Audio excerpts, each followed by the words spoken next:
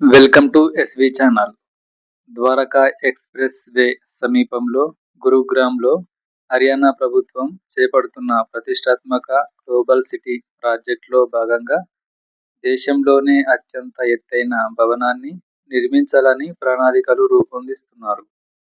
వాణిజ్య కార్యాలయంతో పాటు నివాస సముదాయంతో 1000 ఎకరాల విస్తీర్ణంలో గ్లోబల్ సిటీని Haryana state industrial and infrastructure development corporation (హెచ్ఎస్ఐఐడిసి) అభివృద్ధి చేస్తుంది. ఇందులో 6.7 ఎకరాల స్థలంలో 620 నుంచి 700 మీటర్ల ఎత్తున ఒక టవర్ నిర్మించాలన్నది హెచ్ఎస్ఐఐడిసి ప్రణాళికగా ఒక ఆంగ్ల పత్రిక తెలిపింది. ఇది కార్యరూపం దాల్చితే ప్రస్తుతం భారతదేశంలో అత్యంత ఎత్తైన భవనంగా ఉన్న ముంబైలోని పాలస్ రాయల్ ఎత్తు 320 మీటర్లను వెనక్కి నెడుతోంది. ప్రపంచంలోనే అత్యంత ఎత్తు కలిగిన భవనాలలో ఒకటిగానూ ఉంటుంది.